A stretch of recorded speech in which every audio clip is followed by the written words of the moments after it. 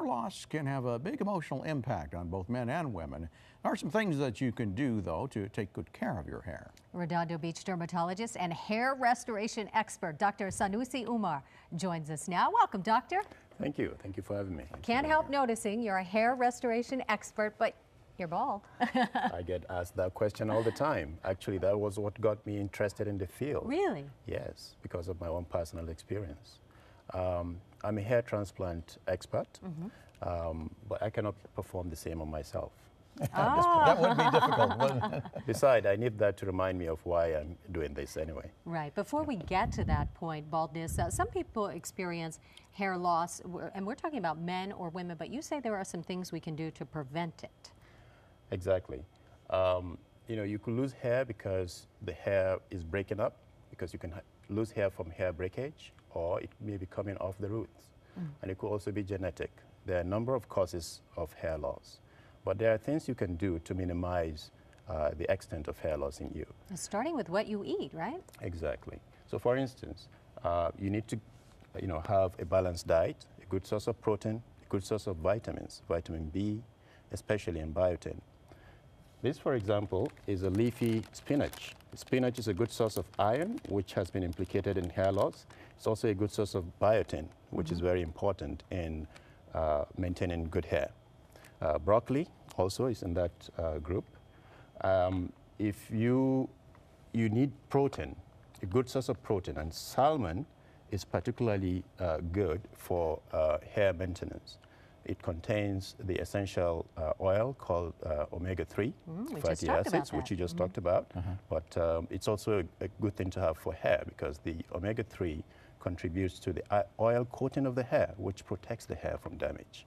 And taking salmon is a good way to go for that. Now, for patients who, people that cannot take meat or fish, beans is a very good source of protein as well. Okay. Vegetarian process. I see you have some vitamins too. Exactly. So if you, because of dietary restrictions or for some other reason, cannot get your good amount of vitamins from the food you eat, then it's recommended that you take to supplements. For instance, vitamin B12. Here you have biotin, which is a very available, and you can take that by way of pills. Also, in California, because of the sun exposure, and this is something people don't pay much attention to, and we're in summer right now, the ultraviolet rays of the sun.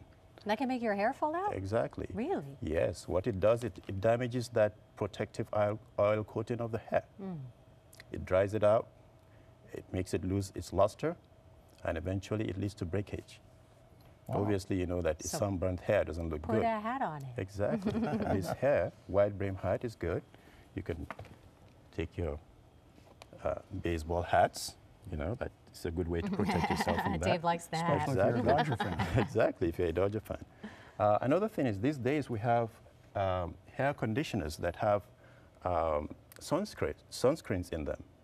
And you have hairsprays also that do that. So in the language or parlance of hair growth, we call it hair protective factor. Just as you have sun protective factor, SPF 3, we have HPF 90, for instance. This is HPF 90 hair protective factor.